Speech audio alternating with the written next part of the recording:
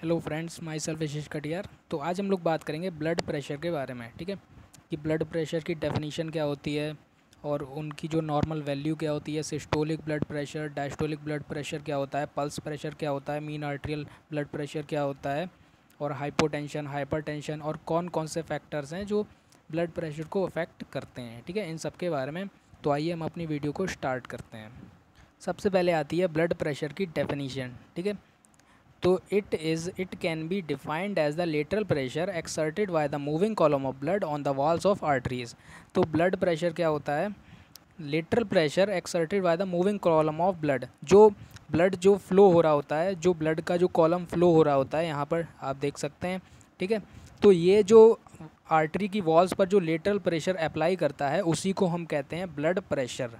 ठीक है, it can be defined as the lateral pressure exerted by the moving column of blood on the walls of arteries। ठीक है, जो blood जो column of blood है वो जो लेटरल प्रेशर अप्लाई करता है आर्टरीज़ की वॉल्स पर। ठीक है, ये आर्टरी की वॉल है यहाँ पर। ठीक है, तो जो ब्लड होता है वो इस पर जो प्रेशर अप्लाई करता है उसी को हम कहते हैं ब्लड प्रेशर।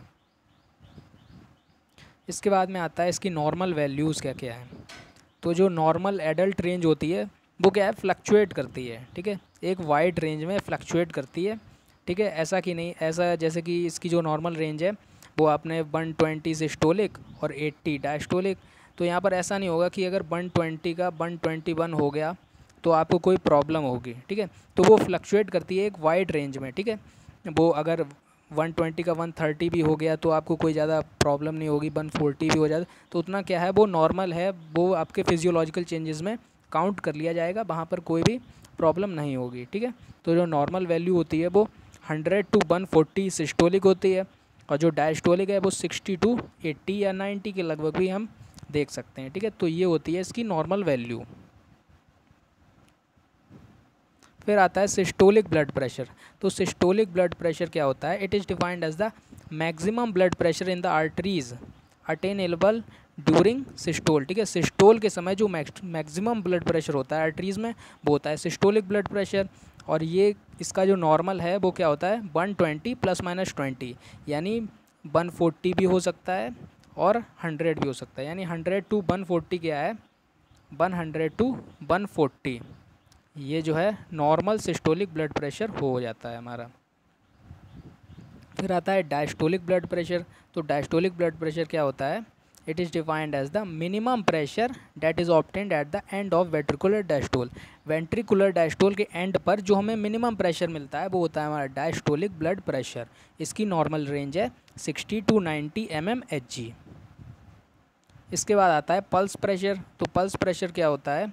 ये जो डिफरेंस होता है सिस्टोलिक और डायस्टोलिक के बीच में उसको हम कहते हैं पल्स प्रेशर। डिफरेंस का मतलब अगर हम सिस्टोलिक ब्लड प्रेशर में से डायस्टोलिक ब्लड प्रेशर को माइनस कर दें तो हमारा पल्स प्रेशर आ जाएगा। ठीक है, मान लीजिए नॉर्मल जो है सिस्टोलिक ब्लड प्रेशर 120 है, डायस्टोलिक जो है वो 80 है, तो पल्स प्रेशर कितना हो गया, 40 हो गया। ठीक है, इसी प्रकार से अगर किसी का नॉर्मल ब्लड प्रेशर क्या जो सिस्टोलिक वाला है वो 130 है और जो डायस्टोलिक है वो 80 है, तो पल्स प्रेशर कितना हो जाएगा, 50 हो जाएगा वहाँ पर। ठीक है, तो ये जो डिफरेंस होता है सिस्टोलिक और डायस्टोलिक के बीच में वो होता है पल्स प्रेशर। फिर आता है mean arterial pressure. Mean arterial pressure क्या होता है कि जो डायस्टोलिक ब्लड प्रेशर होता है प्लस 1/3 पल्स प्रेशर। ठीक है, diastolic blood pressure plus 1/3 pulse pressure. यानी मान लीजिए डायस्टोलिक ब्लड प्रेशर किसी का 80 है। ठीक है, 80 plus 1/3 pulse pressure. Pulse pressure किसी का 40 है। ठीक है, तो क्या है इसमें आप यहाँ पर मतलब सॉल्व करके यहाँ पर जो है 95 आ जाएगा। ठीक है, तो नॉर्मल ये लगभग रहता है 95। और जो मीन आर्टेरियल प्रेशर, जैसा कि मीन से यहाँ पर अर्थमेटिक मीन नहीं समझा जाता है। ठीक है, मीन का मतलब अर्थमेटिक मीन यहाँ पर बिल्कुल भी नहीं है। फिर आता है physiological variation in blood pressure. Blood pressure में क्या फिजियोलॉजिकल वेरिएशन होते हैं? तो एज। ठीक है, जैसे जैसे एज बढ़ेगी आपको ब्लड प्रेशर क्या है, बढ़ा हुआ मिलेगा। ठीक है, बिल्ड जो बॉडी बिल्ड वाले लोग होते हैं उनमें भी कुछ बढ़ा हुआ मिलता है। क्लाइमेट के अकॉर्डिंग भी इसमें जो है वेरिएशन देखने को मिलती है। डायूरिनल वेरिएशन मतलब डे के अकॉर्डिंग भी आपको यहाँ पर वेरिएशन देखने को मिलती है।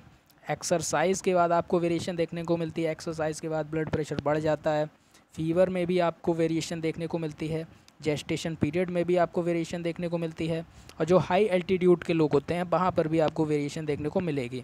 और इन्फ्यूज़न या इनटेक जो अल्कोहल का कंजप्शन वगैरह करते हैं उनमें भी आपको वेरिएशन देखने को मिलेगी।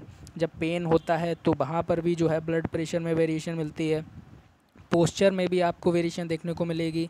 स्लीप में भी आपको मतलब जब सो जाते हैं लोग तो मतलब ब्लड प्रेशर कम हो जाता है। और मेल या फीमेल में जो है ब्लड प्रेशर हल्का सा लो रहता है, ठीक है, मेल में ज़्यादा रहता है। तो ये सब क्या है, फिजियोलॉजिकल वेरिएशन है ब्लड प्रेशर के। फिर आता है मेज़रमेंट डिवाइस। तो आप सबको पता होगा कि जो ब्लड प्रेशर है वो हम स्फिग्मोमैनोमीटर से मेज़र करते हैं, ठीक है। ये है यहाँ पर मरकरी, सिंपल मरकरी स्फिग्मोमैनोमीटर, ठीक है। और ये जो है डायलर वाला है एनेरॉयड स्फिग्मोमैनोमीटर। और आजकल जो आता है ऑटोमेटेड बीपी डिवाइस वो है ये वाला, ठीक है। तो मेज़रमेंट डिवाइस होता है ब्लड प्रेशर का स्फिग्मोमैनोमीटर, ठीक है, चाहे वो कोई सा भी हो उसको हम कहेंगे sphygmomanometer. Factors affecting blood pressure, कौन कौन से फैक्टर्स हैं जो ब्लड प्रेशर को अफेक्ट करते हैं, ठीक है। पहला डिसीज़, अगर आपको कोई बीमारी है तो वो क्या है ब्लड प्रेशर को अफेक्ट करेगी। और अगर एज भी क्या है ब्लड प्रेशर को अफेक्ट करती है, ठीक है। जैसे किसी की एज अगर कम है तो ब्लड प्रेशर कम देखने को मिलेगा। ओल्ड एज में जो है ब्लड प्रेशर बढ़ जाता है ड्यू टू एथेरोस्क्लेरोसिस, ठीक है। और हेरेडिटी में भी आपको क्या है मतलब चेंजमेंट दिखेगी, ठीक है, वो भी अफेक्ट करेगा ब्लड प्रेशर को। और फोर्थ है आपका ब्लड वॉल्यूम, जो मोस्ट इम्पॉर्टेंट है, ठीक है। ब्लड वॉल्यूम, मान लीजिए अगर किसी व्यक्ति के अंदर जो ब्लड वॉल्यूम है वो कम है तो जाहिर सी बात है तो उसमें ब्लड प्रेशर भी कम होगा। अगर ब्लड वॉल्यूम ज़्यादा है तो ब्लड प्रेशर ज़्यादा होगा। वेट आ जाता है तो वेट अगर जाता है तो वो भी ब्लड प्रेशर को अफेक्ट करेगा। डाइट भी इम्पॉर्टेंट है, ठीक है। उसी प्रकार से हार्मोन्स जो हैं वो भी ब्लड प्रेशर को अफेक्ट करते हैं। साल्ट भी ब्लड प्रेशर को अफेक्ट करता है। नमक खाने से आपका क्या है ब्लड प्रेशर बढ़ जाता है। कैफ़ीन जो कि टी कॉफ़ी वगैरह में होता है, ठीक है, तो इससे भी आपका जो ब्लड प्रेशर है वो क्या है बढ़ जाता है। और एनवायरनमेंटल फैक्टर्स, ये भी क्या है ब्लड प्रेशर को अफेक्ट करते हैं, ठीक है। और साइकोलॉजिकल फैक्टर्स, ठीक है, साइकोलॉजिकल फैक्टर्स जैसे कुछ लोग डरे हुए रहते हैं, ठीक है, तो उनमें क्या है ब्लड प्रेशर ज़्यादा मिलता है, ठीक है। और स्ट्रेस या एनक्साइटी, कुछ लोग जो चिंतित ज़्यादा रहते हैं उनमें ब्लड प्रेशर बढ़ा हुआ मिलता है। ग्रेविटी, अब जैसे कि किसी पर्सन को उल्टा लटका दिया जाए तो उस वहाँ पर क्या है ग्रेविटेशनल फोर्स ज़्यादा लगेगा, तो उसमें भी ब्लड प्रेशर चेंजमेंट मिलता है। ड्रग्स अगर का आप कोई मेडिसिन ले रहे हैं तो उसमें भी ब्लड प्रेशर अफेक्टेड होता है। अल्कोहल में भी ब्लड प्रेशर अफेक्ट होता है। और टाइम ऑफ डे, ठीक है, और ये क्या है सुबह से लेकर शाम तक इसमें जो है हल्का फुल्का चेंजमेंट देखने को मिलता है।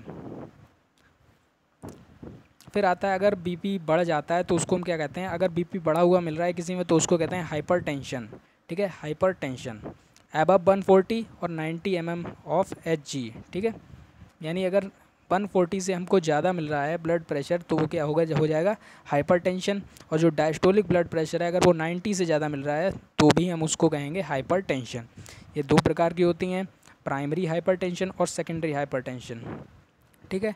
सेकेंडरी हाइपरटेंशन क्या है, किसी अंडरलाइंग डिसीज़, जैसे आपको कोई डिसीज़ है डायबिटीज़ वगैरह, तो उसमें जो आपको मतलब ब्लड प्रेशर की प्रॉब्लम रहती है तो वो सेकेंडरी है, वो ज़्यादा कोई इफ़ेक्ट नहीं करती। लेकिन जो प्राइमरी होती है वो क्या है, वो ज़्यादा ही फैटल होती है। फिर आता है डिजीज़ एट्रीब्यूटेबल टू हाइपरटेंशन, ठीक है, कौन कौन सी डिजीज़ है जो हाइपरटेंशन में कारण होती हैं।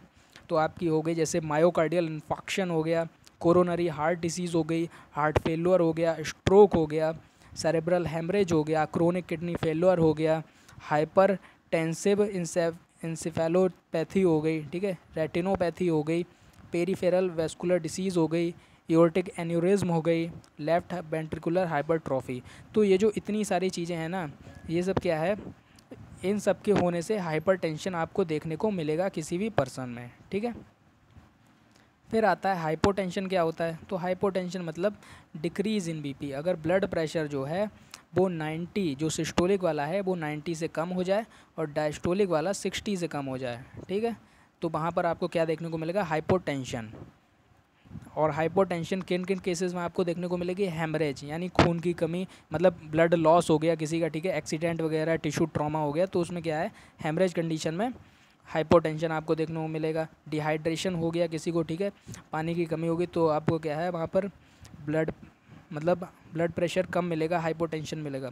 वॉमिटिंग हो गई किसी को, डायरिया, एक्सेसिव स्वेटिंग, बहुत ज़्यादा पसीना निकल गया, ठीक है। और एडिसन्स डिसीज़ जो कि एडनल कॉर्टेक्स के जो हार्मोन्स होते हैं जब वो नहीं निकलते तो क्या है एडिसन्स डिसीज़ होती है, उसमें भी आपको हाइपोटेंशन देखने को मिलती है।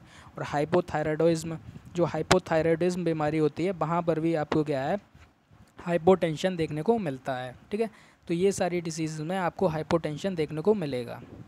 इसी के साथ जो है हमारी वीडियो एंड होती है।